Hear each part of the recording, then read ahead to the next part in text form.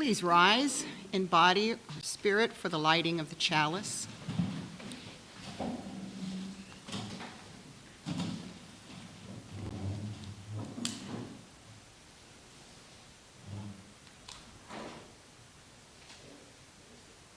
Our words this morning are from Peter Mayer's Everything is Holy Now.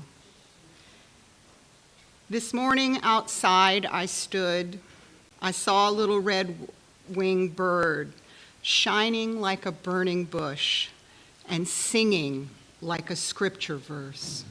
It made me want to bow my head. I remember when church let out how things have changed since then. Everything is holy now. In a spirit of inclusivity and welcome, please welcome those around you and especially those that you don't know about.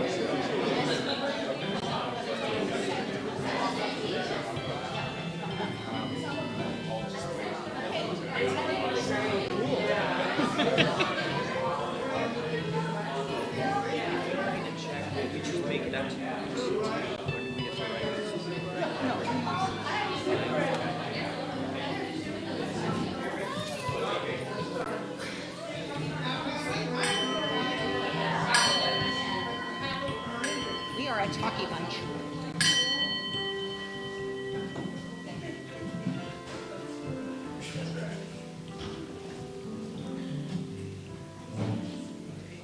Our opening words this morning are by W.E.B. Du Bois. Now is the accepted time, not tomorrow, not some more convenient season. It is today that our best work can be done and not some future day or future year. It is today that we fit ourselves for the greater usefulness of tomorrow. Today is the seed time. Now are the hours of work, and tomorrow comes the harvest and playtime. Please rise in body or spirit for our opening hymn, which is number 38 in the gray hymnal. Number 38.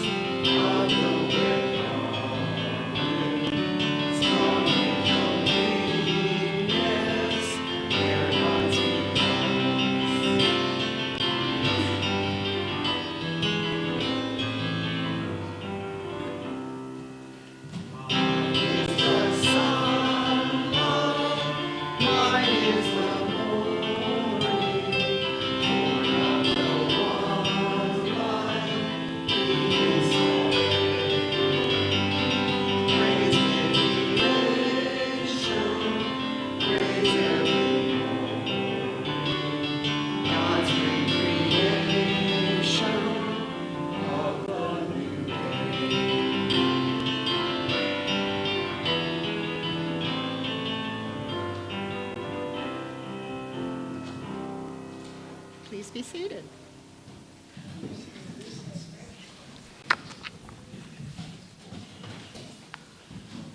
Our church is supported by those who call our church home and by those who support our efforts to change the world for the better. If this is your first time with us, please pass the plate. We're just so glad that you are here.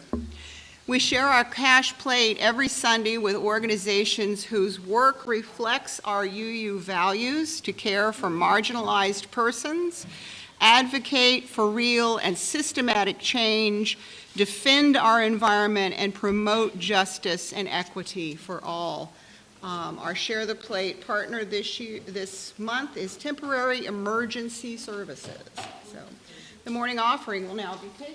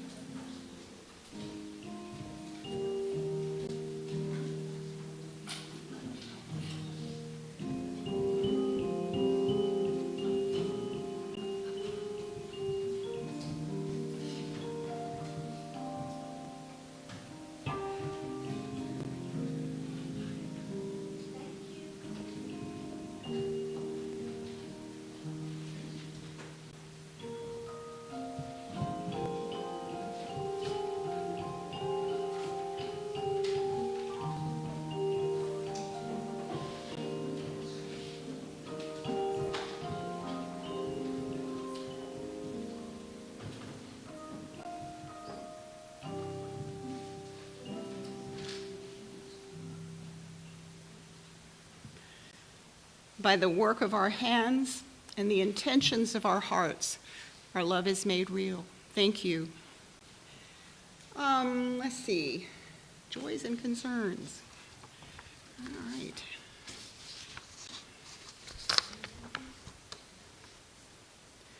When we gather in loving community, we remember that we do not travel this earth alone. We share our lives as we light candles and hold each other in meditative thought and reverence. We invite you to come forward and light a candle from the common flame. Please state your name and your concern or your joy, and please remember to speak into the microphone so those online can hear you. Please come forward.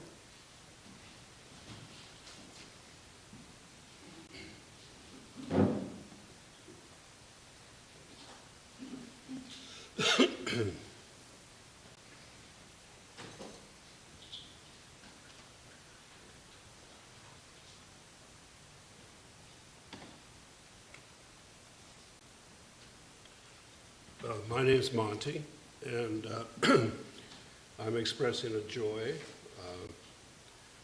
It happened. And I want to, first of all, my joy is I want to thank everyone who helped me and participated in West End.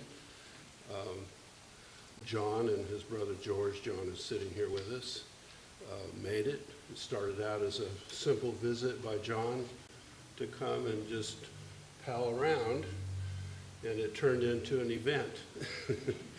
And I really appreciate everybody's help, and I can't thank you enough. Thank you.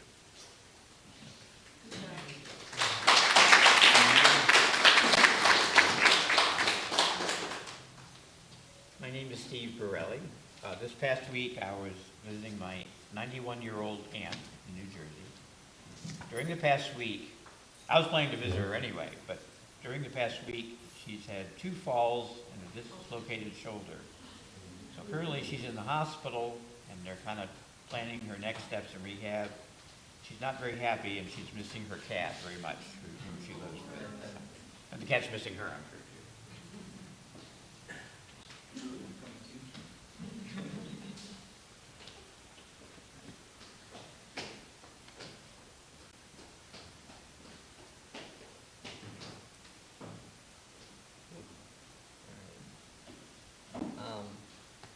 So I've been at my current job. Like I used to work at Target for like 8 years, and I kind of changed like careers. I had been at my current job for about 2 years, and today's going to be my first day as the nighttime manager at the facility. So I get to be, yeah, so there's like, 80 truckers coming every night to work on the dock outside, so it's going to be interesting. Like, I've been working with a lot of them, but not as like, the person everybody has to go to if anything, happens, and, it'll be an interesting experience, but I'm very excited, so. Are you gonna say anything? No? All right. I'm here.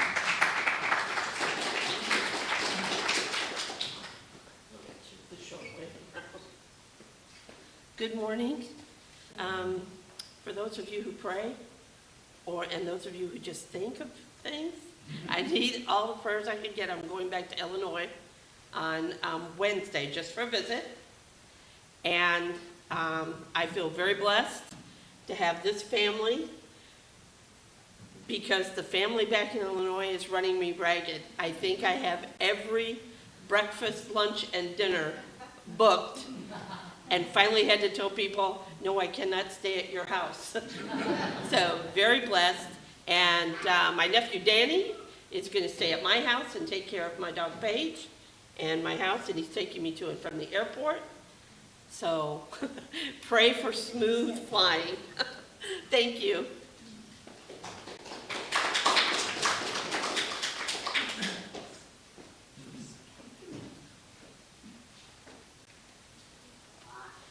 Hello, Isabella Papa. So I was worried about Uncle James has passed away. So it is emotional.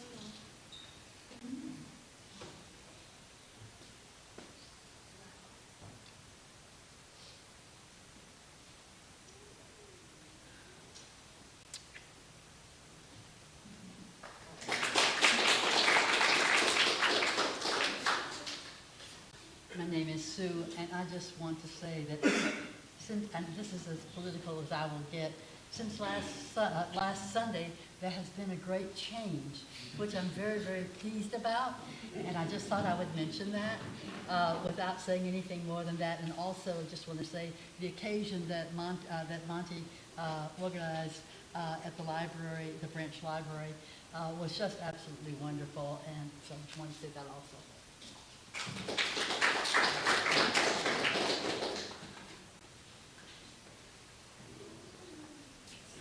My name is Daniel de la Calle.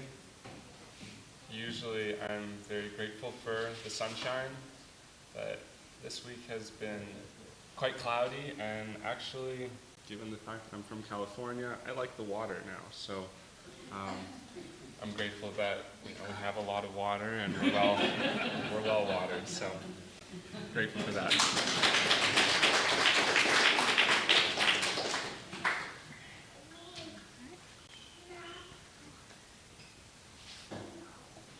I light this final candle for all those joys and concerns that are still heavy on our heart. Please know that our thoughts are with you and our support. So, I did not prepare a meditation, so I'm going to go right to the story for all ages.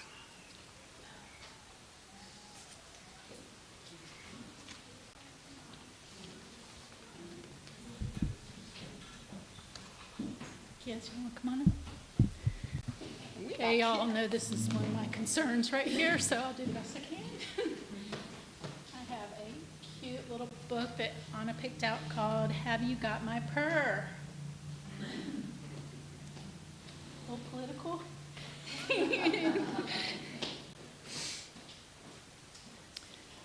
Kitten was sad. She could mew, she could hiss, she could yowl, but she couldn't make the noise she liked the best. What do you think? What noise do you think she liked the best? That's it. Oh, you're a good purr. She couldn't purr. Mother, she said, I think I've lost my purr. Little one, her mother replied, you will find your purr. You just wait and see. Wait? The determined kitten set out in search of her purr. She decided that Dog might have it. Dog? Kitten asked, have you got my purr? She climbed onto his belly to listen closely to his answer. What do you think he said? Woof, woof, said the startled dog. I have a woof, not a purr.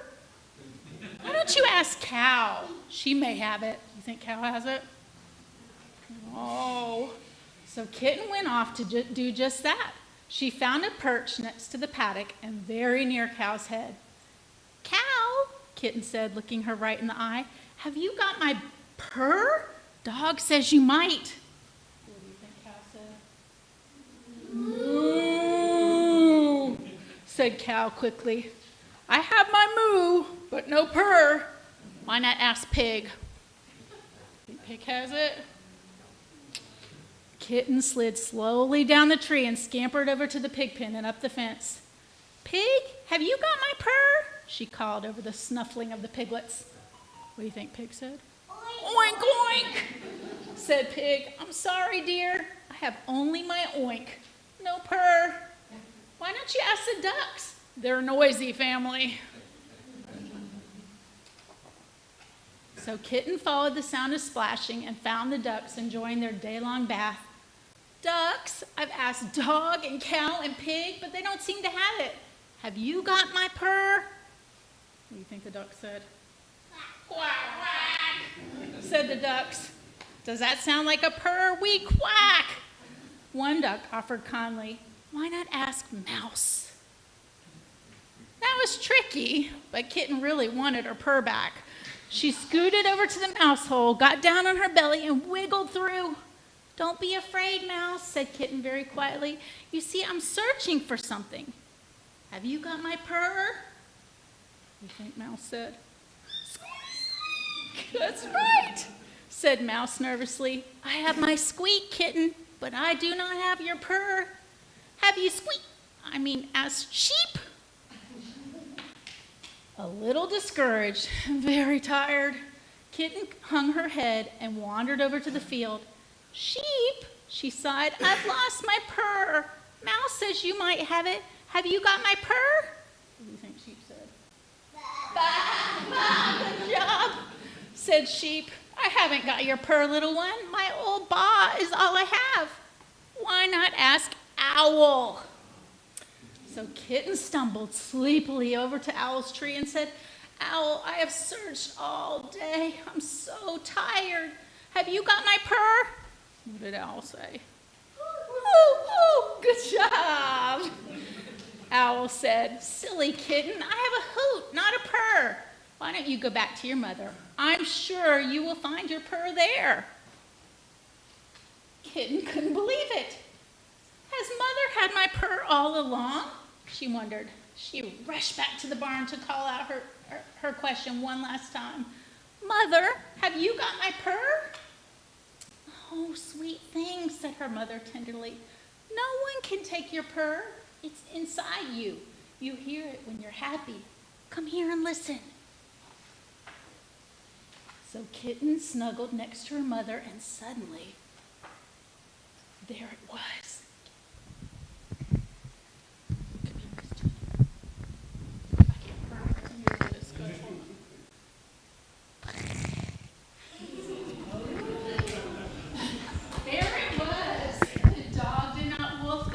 Did not moo, the pig did not oink, the ducks did not quack, the mouse did not squeak, the sheep did not bow, the owl did not hoot. They all watched from the door and listened silently to the most perfect purr they ever heard. Thank you. All right, let's go.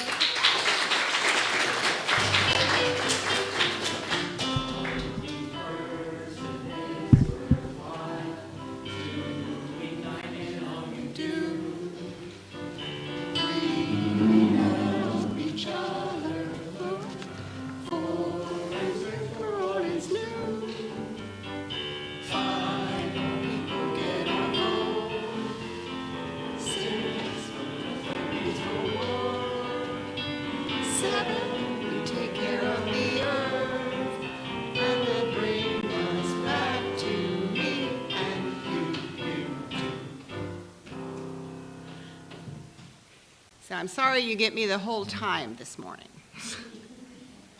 So, a few months ago, as I was driving into church one morning, I was listening to the radio, as I always do, in my truck, and a song came on.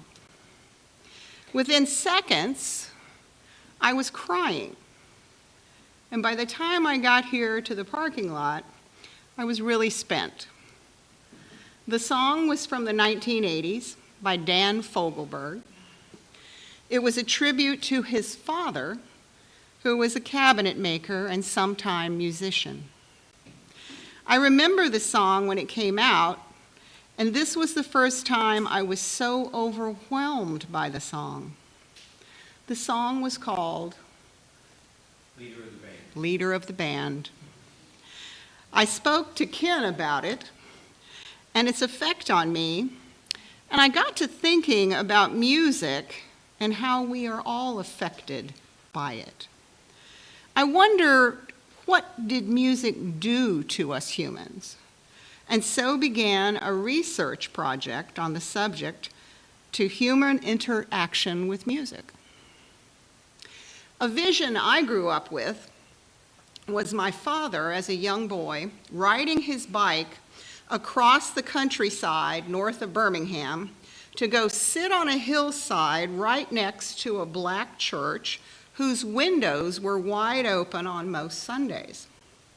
He would sit there on Sunday morning for the entire church service so that he could hear the music.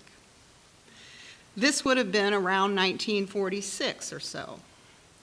I also remember his voice because he sang all the time. When he read us stories as children, he sang the story. He would walk through the living room, grab me up, and dance me with music into the kitchen. The radio was part of my life, with all sorts of music playing night and day. Armed Forces Radio was what we listened to a lot of the time around the world. And on Sundays, every hour, there would be a different form of music. So we'd have polkas, operas, old-style country music, jazz and gospel, and then, of course, in the 60s and 70s, we got rock music. Music was such a part of my life growing up that I've always had a transistor radio, and to my mother's dismay, I went through batteries weekly because I would turn it on and put it under my pillow so I could hear it all night long. I still have music on all night while I'm sleeping. I was very serious about my radio experience. And when my father was in Vietnam, I would prepare reel-to-reels for him as if I was a radio station. I didn't know about the fact that they had music in Vietnam until that movie came out, Good Morning Vietnam, with Robin Williams. I would record music from my record player and even include advertisements, much to my mother's dismay because I remember doing an ad for hemorrhoid medication. I was serious. I would record music, and when my father returned home from Vietnam, he bought a huge audio system that had a reverberation unit, which meant that when we laid on the living room carpet, we could feel the kettle drums in the 1812 overture and the lyrical tones of Vivaldi, which was his favorite. I was so privileged to grow up in areas where music was important. When I lived in Hawaii, my school went to the symphony performance every third month. We heard opera and musical theater and all sorts of different music. Today, music is always on in my house, all night long, even in my garage. I never leave the house in silence. There is music that greets me when I come back. If it's not on, I get concerned. When my kids were young, we had a ritual on Friday evenings where we would stack up 45s, and for those of you who don't know what 45s are, they're small records with one song on each side. And every third song was yours. That was part of the ritual. There was a bar I used to go to in Sedalia, Missouri, owned by a biker and his mother. My husband was a lawyer and he represented them. And one night when I was there, they presented me with my favorite song because I kept playing it on the jukebox. So I still have that 45. So my sister recently bought me a Bluetooth shower speaker for my music obsession. It is my life. Now, several weeks ago, when I had this moment with the leader of the band, I sent out an email and I asked all of you to let me know what music meant to you. I only got one response from Daniel. But I know you. So, I've seen you and people like you in public. You like to sing in cars, especially at red lights. You rock back and forth. Some of you like to sing loud, and you like your music loud. I have one person that lives in my neighborhood who likes to vibrate me off the bed. How many of you have sat in your car to finish a song before you go in the house? I saw.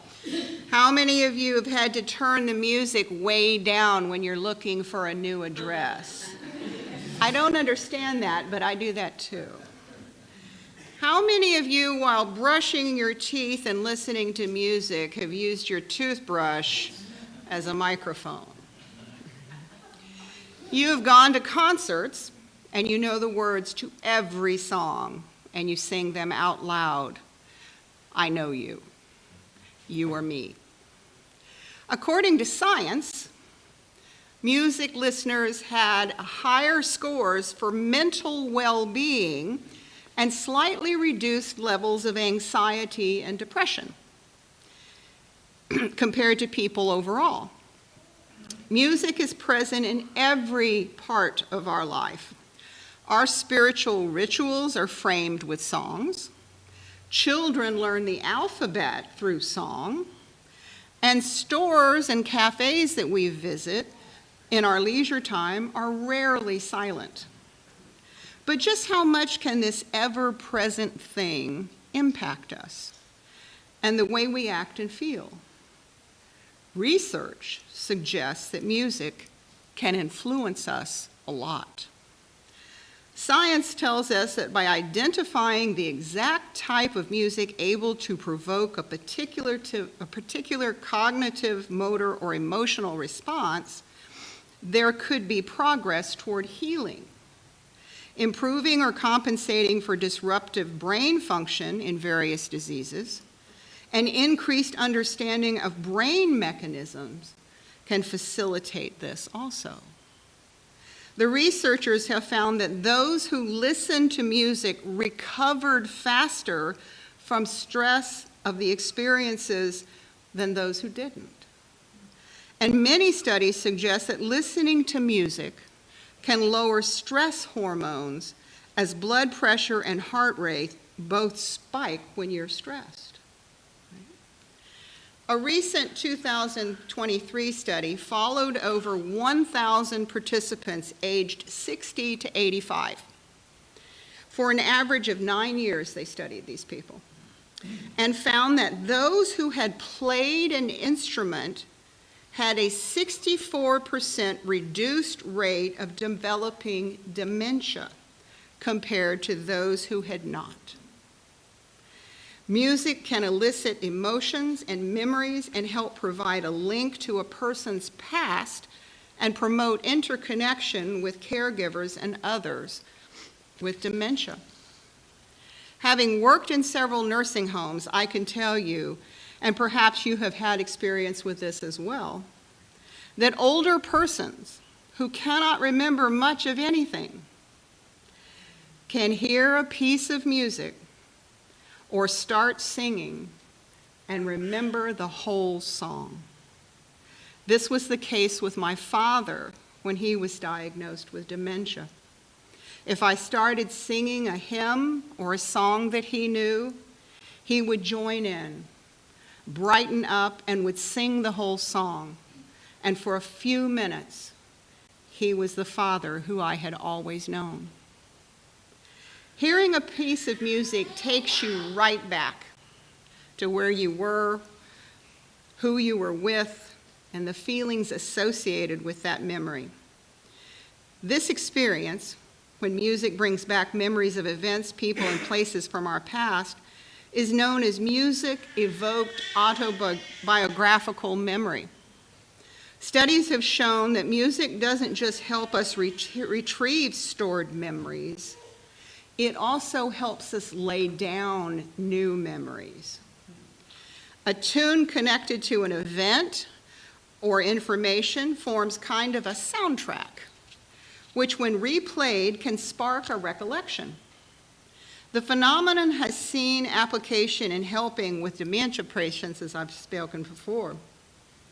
Jaden, our joyful Oklahoma college student, who will be leaving us soon, she's going to be living in a retirement home next year with some of her musician friends. What a joyful and wonderful opportunity to work with elders who enjoy and gain so much from their musical connections. Research suggests that music can help reduce symptoms of depression and anxiety by providing a positive distraction from negative thoughts and emotions.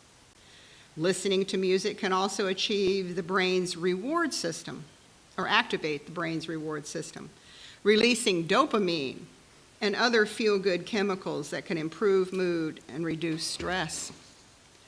What research tells us is that music did not emerge as a result of the emergence of the development of language. Music actually came first. If not full-blown music and songs, there was sound that enticed our ancestors to explore the sound further and incorporate it into their daily lives. Our ancestors may have been singing tunes for as long as they were able to speak. The oldest discovered musical instruments in the world, flutes made of bone and mammoth ivory, are over 40,000 years old. But instruments and songs may be far, far older. Many of these instruments are likely to have been made of soft materials like wood or reeds, and so haven't survived. What have survived are bone pipes. Some of the earliest ever found are made from swan or vulture wing bones and are between 39 and 43,000 years old. Other ancient instruments have been found in surprising places. For example, there is evidence that people struck stalactites or rock gongs in caves dating from 12,000 years ago, with the caves themselves acting as resonating for the sound. The Hypogeum of Malta is a UNESCO World Heritage Site, which is believed to be the oldest prehistoric underground temple in the world, dating to 3,300 BC, is a complex of underground chambers. The subterranean structure is shrouded in mystery, from the discovery of elongated skulls to stories of paranormal phenomena. But the characteristic that has been attracting experts from around the globe is a unique acoustic properties found within the underground chambers of the Hypogeum. Archaeoacoustic anthropologists have studied this site, filling it with sounds and recording the acoustics in these underground chambers. It must have been a phenomenal and overwhelming experience to hear these sounds. But music is not just part of our planet's life. In 2013, a tone was detected by the Planck Space Telescope. The tone represents sound waves that have traveled through the early universe and have now been detected by our modern science, telling us that these sounds are not new and have been part of our universe forever. The primordial sound waves have been translated into frequencies we can now hear. They sound like constant humming and are made up of primary wave, the lowest tone, and high overtones. Many religions use sound as part of worship. These sacred sound traditions encompass a broad range of expressive forms, melodic and repetitive vocalizations called chants, sharp, passionate, emotion-filled hums, groans, shouts, and instrumental arrangements. Religions have undergone significant changes since its founding. The associated musical traditions are emblematic of the diverse musical practices originating from religion. Bronze instruments from Indonesia, used in Hindu meditative music, while Christian music incorporates musical elements including but not limited to Gregorian chants, Russian Orthodox choir, rock band music. Even across the same religious traditions, there are divergent musical practices from different regions around the world. Since music may facilitate some cohesion, improve group effort, reduce conflict, facilitate perceptual and motor skill development, and improve transgenerational communication, music-like behavior may at some stage have become incorporated to human culture and especially worship. Think of all the human group events that you've experienced throughout your life, and how often does song or music come into it? We have protest songs, we have hymns for worship, we have nationalistic songs to bring us together, we have special holiday songs like Christmas or Easter. Music is an important part of our worship services. It can speak to the soul deeply and powerfully, creating a time of beauty and reflection. She's singing. Our diverse UU congregations each have their own musical style and traditions. Some favor classical, others jazz. Some draw from the Christian sacred music tradition, some from world music. Some favor folk and guitar, and others have a rock band. Some bring in all these styles with the regular participation of members of the congregation and professional musicians. Most of our congregations frame the worship service with an instrumental prelude and postlude.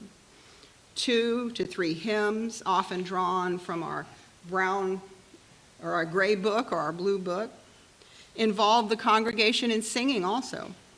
Choirs and soloists often perform an anthem. An offertory often has music behind it. Instrumental interludes can accompany times of reflection, meditation, or prayer. We love music in our congregation. We are so fortunate to have Ken and Deb, Mary and Jaden and Bella who contribute to our musical experience, and Steve. They lift us, celebrate with us, and lead us forward through our worship experience. So I now understood why my tears for Dan Fogelberg's song, the leader of the band, are part of my soul.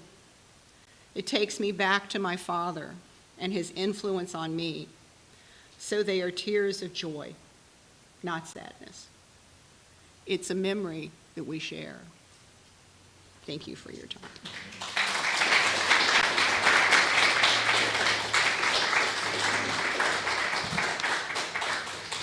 All right. We have a song to sing. Surprise, surprise.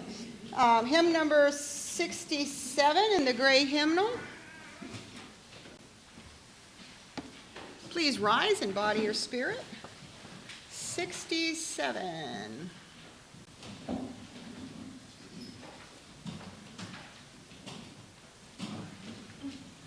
We sing now together. How appropriate.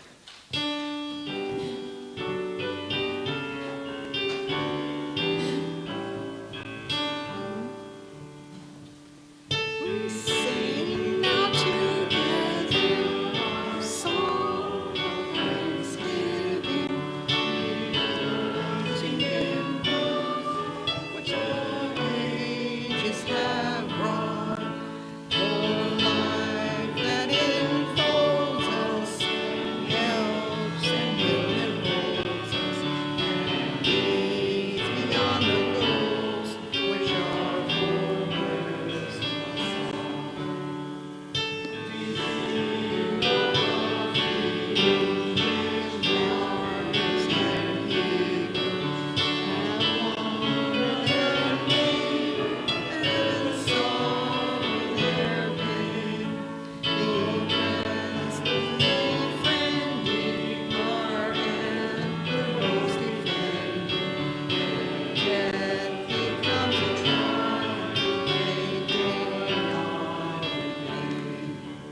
We sing of the prophets, the teachers, the dreamers, designers, creators, and workers and seers.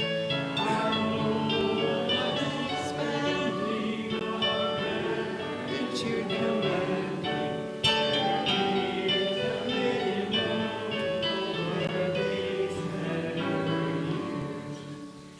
We sing of community now in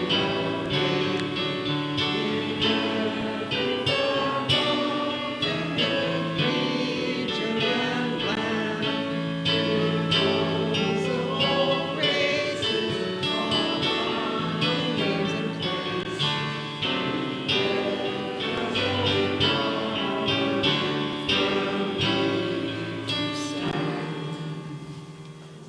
Please be seated.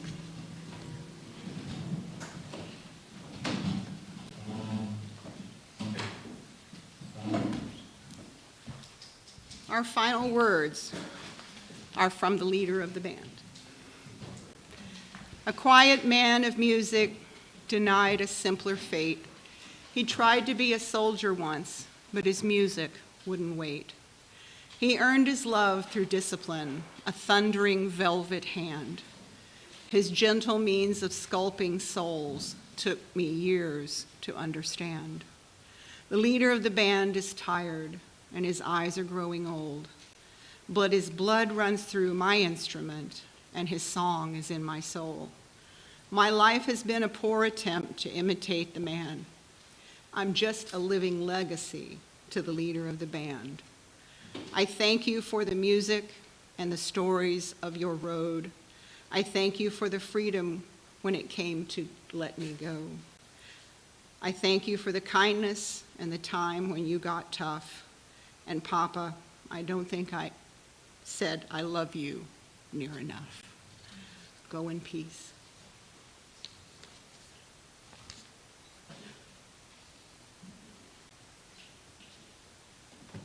I remember you telling me about that song, but I didn't know you were going to make it part of your presentation. Had I known that, I would have chosen that song as a poster. But as a consolation, we had Jim Croce and Vince Guaraldi. So. Close.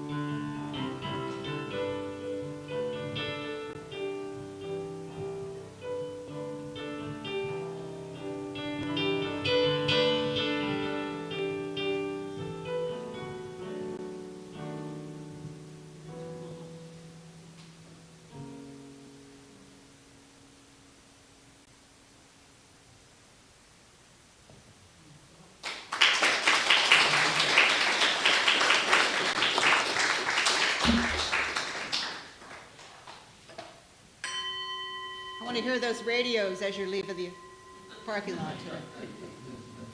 Have a good one. We have coffee.